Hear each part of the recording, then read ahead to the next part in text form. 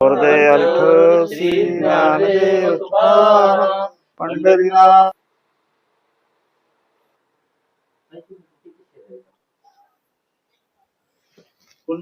उदय हे जोडी संत पाय येथून या नठू माता मरणा वाचून सर्वता होई बळकट माझ्या मना तुरेवित येथून या नठू माता मरणा वाचून सर्वता तुका आला लोटांगणी भक्ती भाग्या झाले धनी येथून या नठू माता मरणा वाचून सर्वता. जगद्गुरु तुकाराम महाराज की जय. कुंडलिकावरदेव विठ्ठल श्री ज्ञानदेव तुकाराम पंढरीनाथ भगवान की जय. माऊली ज्ञानेश्वर महाराज की जय. जगद्गुरु संत तुकाराम महाराज की जय. गोपाळ बरोबर.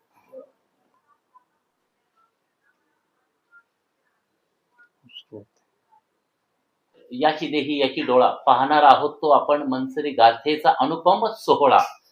त्या कृपेमुळे हा गाथा देहूमध्ये तयार झाला किंवा मनसरमध्ये तयार झाला. जगद्गुरु संत तुकाराम महाराज यांचे वंशज हरिभक्त पारायण अशोक महाराज नारायण बुवा मोरे इनामदार हे आज आपल्या सोबत आहेत आणि ज्यांनी गाथा जतन केलंय ते महाजन साहेब आपल्या बरोबर आहेत.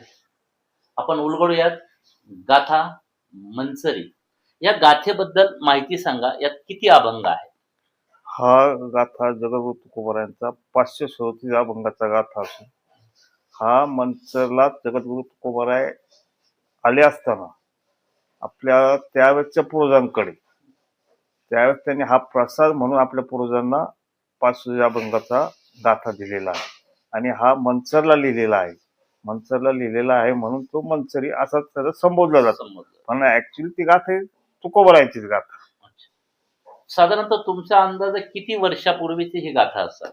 माझ्या अगोदर माझे चुलते म्हणजे जवळजवळ 8 पिढ्यापासून तो आपल्याकडे आहे असं सांगत आलेले आतापर्यंत पूर्वज आपले.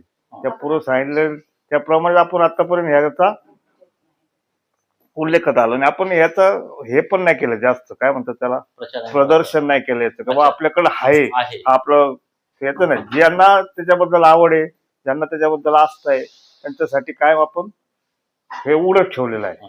ह्या गाथेमध्ये 537 अभंग आहेत. तर यातला एखादा अभंग तुम्ही सांगू शकाल का? प्रसिद्ध माझे मनोरथ पावेल जे सिद्धी हा पहिलाच अभंग आहे त्यांचा. आणि या अभंगामध्ये जो घोंगड्याचा अभंग आहे घोंगड्याचा त्यामध्ये त्यांनी एक उल्लेख म्हणजे आता ते सत्य का मला माहित नाही पण महाजन कुटुंबियाचा अख्ख्या 4,500 जे अभंग आहे त्यामध्ये फक्त शेटे आणि महाजन एकाच अभंगात उल्लेख आहे अख्ख्या 4,500 वर्ष अभंगामध्ये. आणि या 5 अभंगातच तो अभंग आहे. महाजन ऐका कोणी घोंगडी याची करा शोधणी. ह्या अभंग शेटे हे वेगळं. शेटे आणि मंचमध्ये काय होतं माहितीये का शेटे आणि महाजन एक प्रतिष्ठित त्यावेळेचे घराणे होते आणि त्या घराण्यांनी तुकोबांची जेव्हा महाराज जेव्हा इकडे येत असतील व्यापाराच्या निमित्ताने तेव्हा तत्कालीन परिस्थितीमध्ये हे अभंग इथे रचले गेले. पण हे रचल्यानंतर ह्या अभंगाचं काय वाटतं तुम्हाला की तुमच्याकडे कसं आलं असावं? का हे तुमच्याच कोणी वंशजांनी नाही तसं नाही सांगता ना कुणी लिहिलं हे दावा करू शकत नाही. आणि महत्वाचा मुद्दा असा आहे की महाजन कुटुंबियांचा अजिबात असा दावा नाहीये. हे अभंग जे आहेत हे यांनीच लिहिलेले आहेत. कदाचित हे जगनाडे महाराजांनी लिहिले असतील हा श्रद्धेचा भाग आहे. मात्र हे अभंग तुकोबारायांचेच आहेत. हा वारसा जपताना तुम्हाला काय वाटतंय? काय भावना तुमच्या मनात आहे? वारसा जपताना म्हणजे जगद्गुरु तुकोबारायांचा महाजनांचा जो संबंध आहे तो म्हणजे आमच्या दृष्टीने वैकुंठभर आम्हाला महत्वाचं वाटत नाही. कारण जगद्गुरु तुकोबारायांची सेवा करायची संधी आमच्या घराण्याला मिळाली. त्याच कोण पुरुष असतील ते पण त्याचा जो प्रसाद म्हणून त्यांनी हा गाथा दिला. भले तो नंतर तो वासकरण गेला असेल विषय नाही पण आमच्या दृष्टीने महत्वाचं हे का जगद्गुरु तुकाराम महाराज आमच्या इथं आले आम्ही त्यांची सेवा केली त्यांचं केलं. आतापर्यंत वारकरी संप्रदाय ठेवा आम्ही मुळात लिंगायत समाजाचे आहोत. अच्छा. लिंगायत आमचं दैवत शिव, हा. पण आम्ही वारकरी. अच्छा. म्हणजे आमचं कुलदैवत पांडुरंग रुक्मिणी. तुकाराम महाराजांचे थेट वंशज हरिभक्त पारायण अशोक महाराज मोरे इनामदार हे आज भेटीला आलेत तुमच्या. काय वाटतं तुम्हाला? आणि माझी तर भावना ते कुणी असो, पण मला तुकोबर आले असं मला वाटतं. अच्छा, मग तुकोबांचे वंशज आल्यानंतर तुकोबाराय स्वतः आले? हा, त्याबद्दल वादच नाही. आम्ही लहान जरी मोरे घाल तर कुणी आलं ना ते आमच्या दृष्टीने ते मालक. अच्छा, मालक आहे. मालक. वा. हा जो संगम पाहतोय आपण, भक्ती आणि श्रद्धेचा संगम आज मनसर अनुभवतोय. हा संगम अशा पद्धतीने हा शब्दप्रयोग केला जातोय की ज्यांनी हा ठेवा ज्यांच्याकडे ठेवलाय ते महाजन आणि ज्यांचा हा ठेवा आहे ते मोरे. आज दोघांच्या भावना इतक्या स्वच्छ आणि सुंदर मनाच्या आहेत. तर आता आपण अशोक महाराज मोरे यांना विचारूयात, तुमच्या काय भावना आहेत याबद्दल? बोलायचं म्हटलं तर उजळले भाग्य आता अवघी चिंता वारली, संत दर्शनी हा लाभ पद्मनाभ जोडेला, संपुष्ट हे हृदय पेटी करुणी पोटी साठू, तुका म्हणे होता ठेवा तो या भावा सापडला. ज्याचा भाव असेल त्याप्रमाणे त्याला ते तुकोबाराय प्राप्त करून देतात. हे संतांच्या माध्यमातून गेल्यानंतर आपल्याला ते सत्य आपल्या जीवनात उतरतो.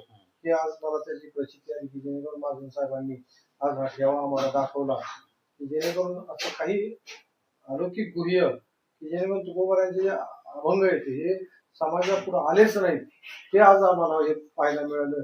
आम्ही धन्य आम्ही जन्म आलो दास विठोबाचे झालो, या न्यायाने आज खरंच आम्ही कृतकृत्य झालो, की जेणेकरून हे माझी मिराशी ठाव तुझी पायापाशी, त्याचा धरीन अभिमान करीन आपले जतन.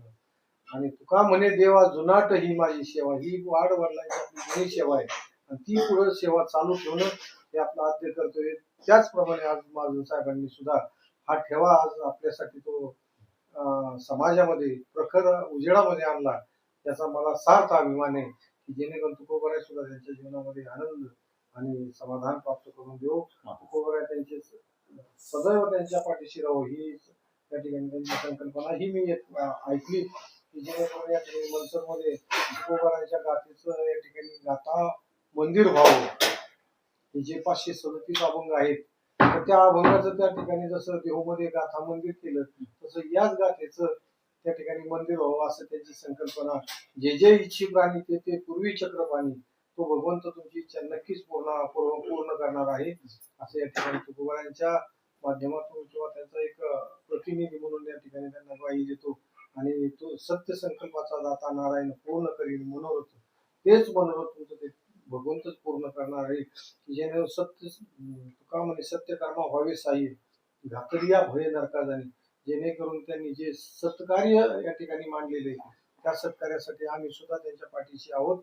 महाजन आमच्याकडे जगद्गुरु तुकाराम महाराज आमच्या पूर्वजांकडे पूर्वी ते असताना मुक्कामासाठी यायचे.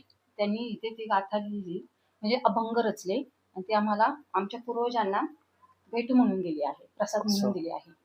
आणि मी इथे लग्न करून आल्यावर माझ्या घरच्यांनी मला सांगितले आहे, मी त्याचं पारायण पण केलेलं आहे. आणि मला असा आनंद होतो की मी भाग्यवान आहे, या कुटुंबात मी लग्न करून आले आहे.